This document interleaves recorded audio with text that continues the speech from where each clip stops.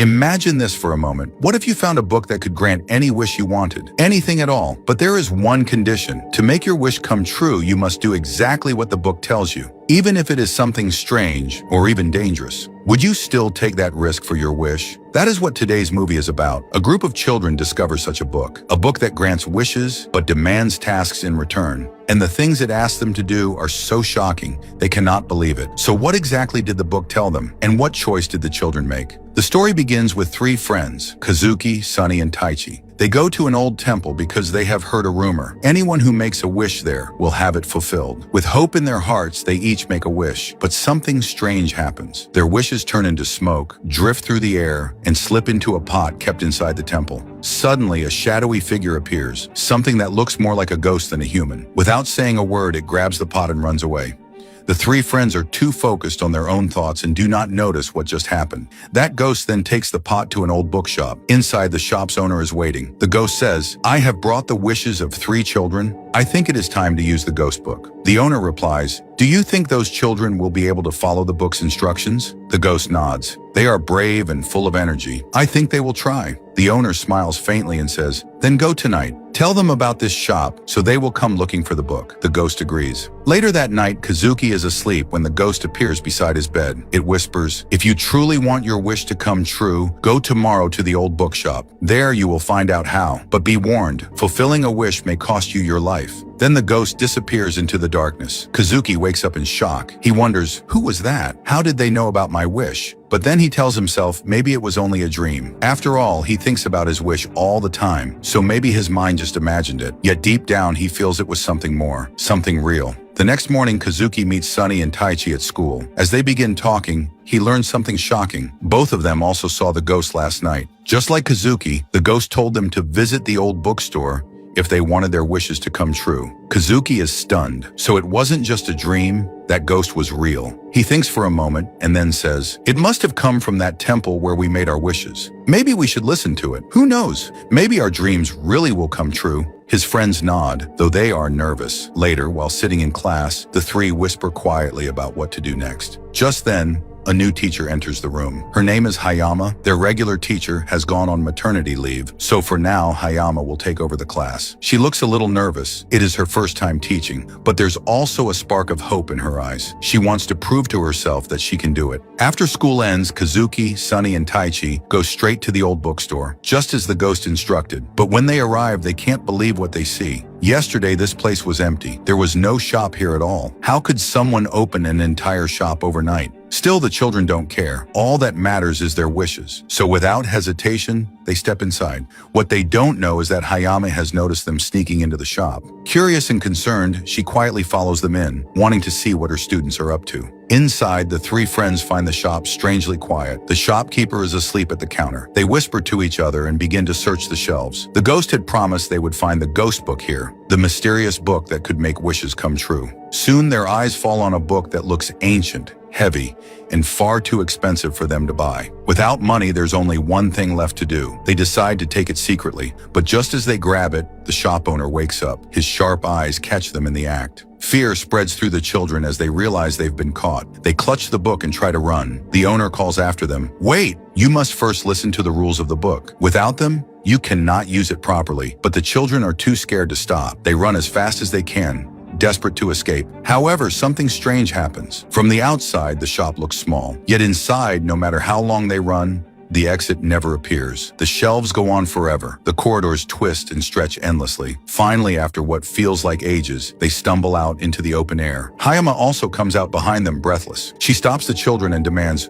"What were you doing in there? Which book did you take?" Panicking, Kazuki points upward and shouts, "Look, a buffalo flying in the sky!" Instinctively, Hayama turns to look, but instead of a buffalo, she sees something even stranger. The houses, the streets, the entire world around her has flipped upside down. It is as if the laws of reality themselves have broken. Confused and frightened, she whispers, "Where am I? Am I imagining this?" Meanwhile, Kazuki reaches home, only to find it completely changed. The furniture is strange, the rooms look different, and worst of all, no one is there. His family has vanished. Terrified, he runs outside where Sunny and Taichi arrive. They too have noticed the same thing. The whole city is empty, silent, abandoned. Sunny says in a shaky voice, "Ever since we stepped out of that shop, something strange is happening. It's like we're not in our world anymore." The three decide to search the city, hoping to find at least one other person. After wandering for some time, they finally spot a familiar face, their friend Minato. Overjoyed, they run to him. Minato looks just as confused. He says, "I don't know what happened. I was sleeping, and then suddenly,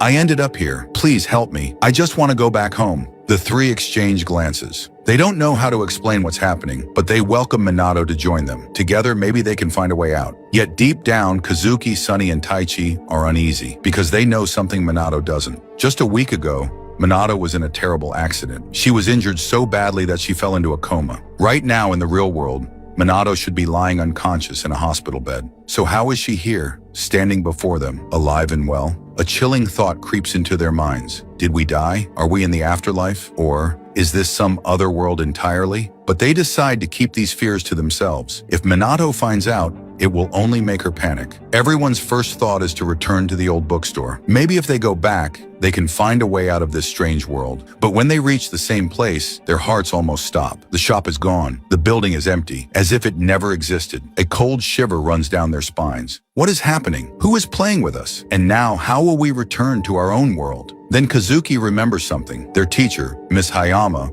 was also pulled into this world with them. If they can find her, maybe together they can figure out what to do. Luckily, Sunny remembers that Hayama is actually a distant relative of his. Using that connection, they manage to track down her address. When they arrive, they find Hayama in a terrible state. She looks pale and frightened, clutching her head and muttering, "Where am I? How do I get out of here?" Sometimes she even screams in panic. The children quickly calm her down and explain everything. The ghost who appeared at night, the mysterious bookstore, and the ghost book that trapped them all here. At first, Hayama struggles to believe it, but looking at the emptiness of the city and hearing the fear in their voices, she realizes there is no other explanation. She agrees to join them. Together, they must find a way out. But outside the window, the world shows its true face. Strange, terrifying creatures roam the streets. They are not human at all. Their eyes glow, their bodies twist unnaturally, and their growls shake the air. This place clearly belongs to monsters, not people. The children in Hayama quickly lock all the doors and hide inside. The next morning, they gather around the strange book. Its cover is marked with the number 7 and 2 bold lines. None of them can understand what it means. Flipping through the pages, they suddenly see something that makes them freeze. It's the same ghost who had visited them in their dreams. Beneath the picture, there is writing. The book explains, this ghost is one of the 7 monsters. If it is caught and sealed inside the book, then released again, it will help you complete one task of your choice. Each monster can only be used once. When all 7 monsters are captured and locked inside this book, your wishes will be granted. But beware. This task is neither easy nor safe. Fail to finish it in time, and you will remain prisoners of this world forever. The words are chilling. Still, the children stare at each other in silence. Deep down, they know they cannot give up. Their wishes are too important. No matter the risk, they must go on. So their monster hunt begins. Soon they discover the ghost hiding in their own house, perched high up on a chandelier, watching them with glowing eyes. At once, they leap into action, trying to grab him.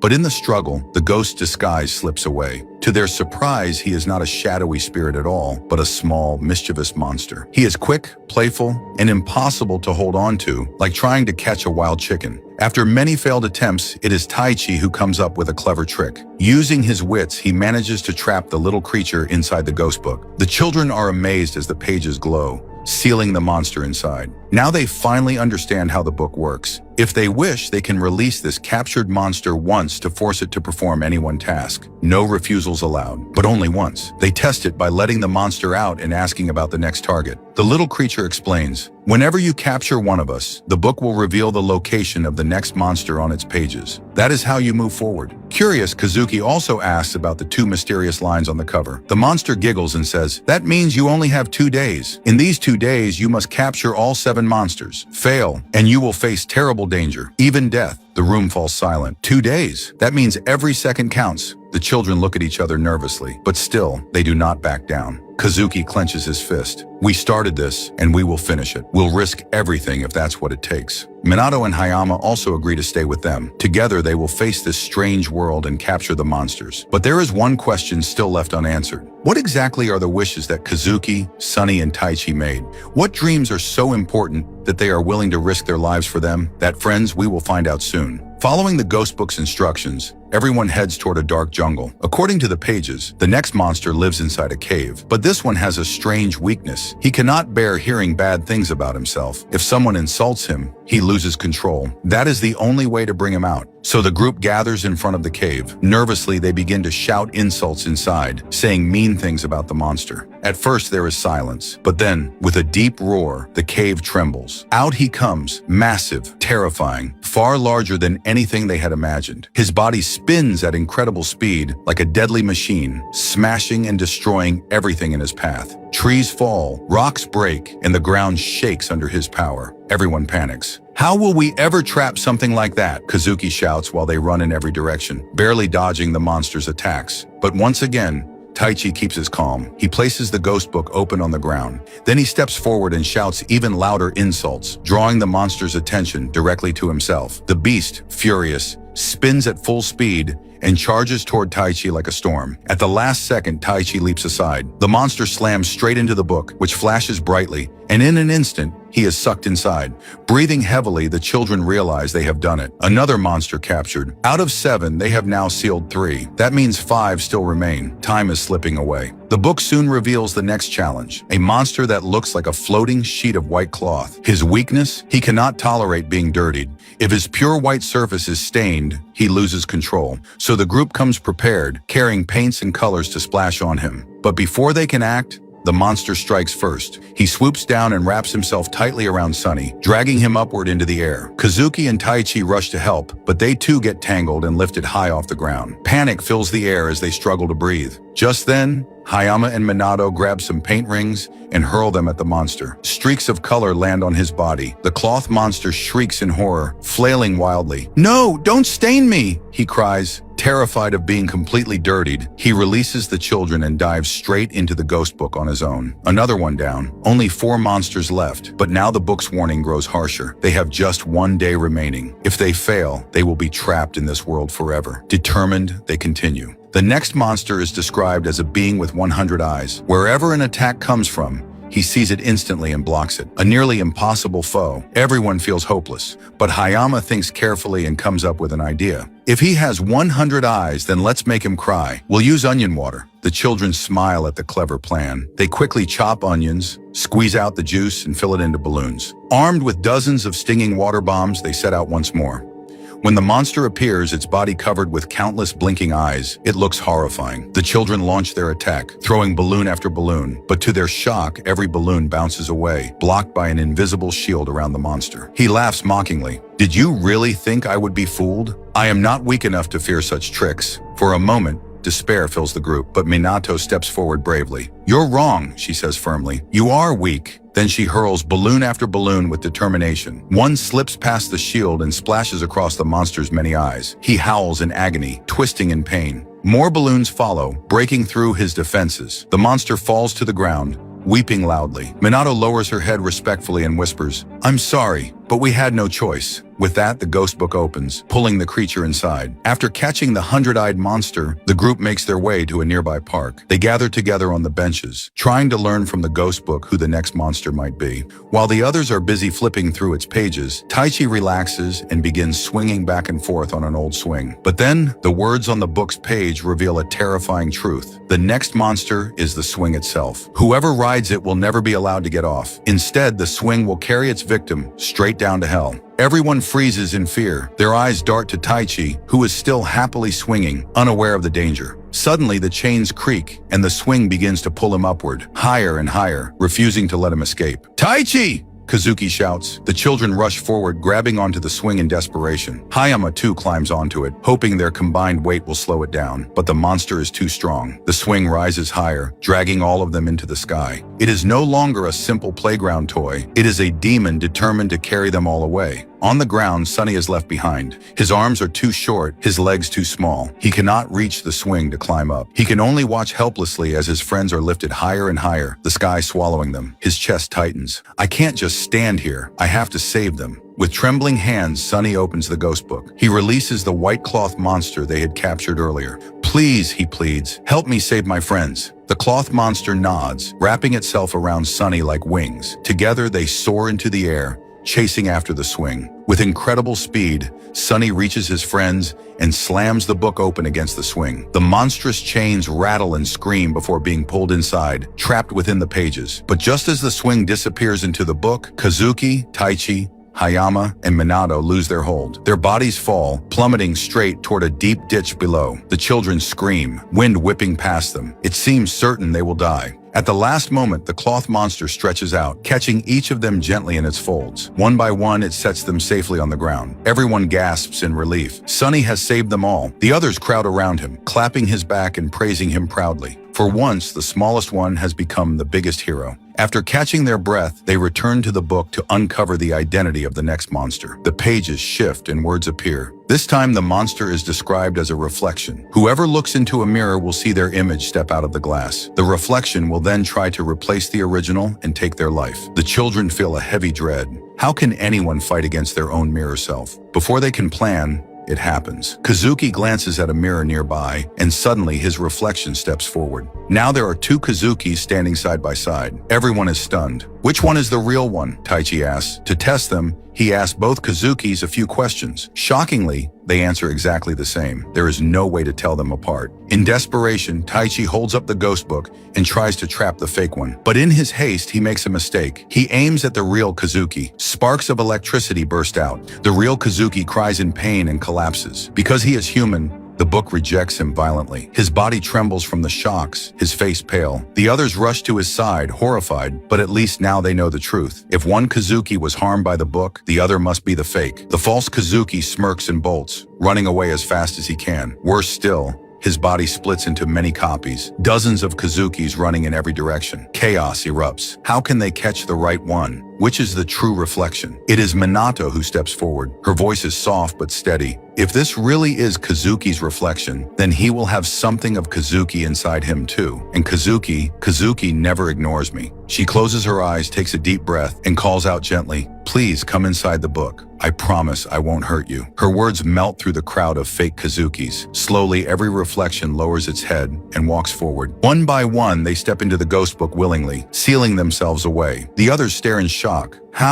How did you do that? Hayama whispers. Minato blushes faintly. She knows the truth. Kazuki has always liked her, even though he never had the courage to say it aloud. And because the reflection carried Kazuki's feelings too, it could not resist her kindness. It surrendered to her voice, just as Kazuki always would. Kazuki, still weak from the shock, looks at Minato with wide eyes. Now only one monster is left. If they can capture him, their wishes will finally come true. But this last one is the most dangerous of all. The ghost book says he has the power to eat other monsters, and even worse, he can control time itself. Hearing this, Kazuki, Taichi, and Sunny feel hopeful. If he can control time, they say, then our wish will definitely come true. Minato looks at them and quietly asks, "Will you tell me what your wish is? We've come so far together. Please tell me." But the three boys smile awkwardly and reply, "It's a secret between us, just a boys' matter." Their words break Minato's heart. She supported them through everything, but they still won't tell her. Feeling hurt, she leaves the room sadly. Hayama watches this and scolds the boys. "You've made her upset. What is your wish that you can't even share it with her? At least tell me." The three lower their heads. Then finally they reveal the truth. Their wish is to cure Minato. Friends, let me explain what happened. On Minato's birthday, Kazuki, Sunny, and Taichi planned a surprise. They told her to walk down a certain road while they hid with her gift. But as Minato walked by, a heavy stand accidentally fell on her. She was badly injured and slipped into a coma. From that day, the boys promised themselves they would do anything to heal her. That was the wish they made at the temple. Unknowingly, Minato overhears all of this. Tears fill her eyes. She never imagined her friends were risking their lives only to save her. Overwhelmed with gratitude, she thanks them. But suddenly her body begins to fade. The time she has in this strange world is running out. If the last monster is not caught soon, she will vanish forever. Everyone rushes to find the final monster, but they have no idea where he is hiding. Time is almost up. Desperate, they beg Little, the small, naughty monster, for help. By rule, a monster can only help once after being released from the book. Little has already done his part, but seeing the children's courage and loyalty, he breaks the rule. I will help you one more time, he says, but be careful. The last monster is stronger than all of us. The group thanks him deeply and sets out. Little tells them the last monster lives inside a grand palace. When they reach it, the monster's soldiers immediately attack. The children quickly release all the monsters they have caught. Go! They shout. Fight for us! The monsters obey and clash with the soldiers, giving the children a chance to run inside. But waiting in the palace hall is the last monster himself, huge, terrifying, and ready for them. The children try to trap him in the ghost book, but it doesn't work. Their captured monsters also fight bravely, but the last monster devours them one by one. With every bite, his power grows. He gains 100 eyes, he floats like the swing monster, and he spins like the machine monster. He becomes unstoppable. Everyone loses hope, and Minato's body grows weaker, fading fast. Knowing her end is near, she begs the monster, please don't hurt them. Send my friends back to the real world. I can't let them die for me. Surprisingly, the monster agrees. He opens a glowing portal. One by one, the children are pushed toward it, back to their real world. They can now live safely again. But Minato cannot pass through. Her time is almost up, and she will die here. Kazuki's heart breaks. He cannot leave her behind. He stands firm and says, if I go, I will take Minato with me. If not, then I won't go at all. His words stun everyone. Seeing his courage, Taichi and Sunny also step forward. We won't leave either. We'll stay and fight together. Minato smiles through her tears. For the first time, she realizes just how much her friends truly love her. At that moment, Little Monster and the Cloth Monster reappear. Though they had already broken the rules, they decide to help again. For your courage and friendship, they say, we will fight with you. Hope returns. The group regains their strength. With the monsters by their side, they make one final plan. Together, they prepare for the ultimate battle against the most powerful monster of all. The last monster stands tall and roars, it is not only difficult to catch me, it is impossible. I will not spare anyone. His voice shakes the palace walls. But then Kazuki rises into the air, carried by the cloth monster. Without wasting a second, he charges forward and tries to trap the giant in the ghost book. The monster laughs and grabs him instead, locking Kazuki inside his grip. Foolish child, the monster growls. But then he notices something strange. The Kazuki in his hand is not real. It's only a reflection. Before he can react, the real Kazuki appears and shouts, what's wrong? Did you think only you had brains? We naughty kids are the cleverest of all. With that, he slams the book open. The monster screams, thrashes, and is finally pulled inside. The room bursts with joy. They did it. The most powerful monster has been captured. And then, from within the book, all the other monsters it had swallowed earlier come spilling out, freed once again. Kazuki wastes no time. He calls out the last monster and commands him, you can control time, so I want you to take me back to the moment before Minato's accident, when the stand was about to fall on her. The monster narrows his eyes. If you go back and save her, your life will continue from there. But everything you experienced in this world, you will forget it. Do you still wish to do this? Kazuki thinks of his friends, of Minato, of their struggles and victories, and even of their teacher Hayama, who stood by them. His heart aches. If I forget, we will treat Miss Hayama like a stranger in the real world. Hayama smiles gently. Don't worry about me. Teachers always remember special children, and I will become your friend again. Hearing this, Kazuki's eyes brighten. He turns to the monster. Send me back. I want to save Minato.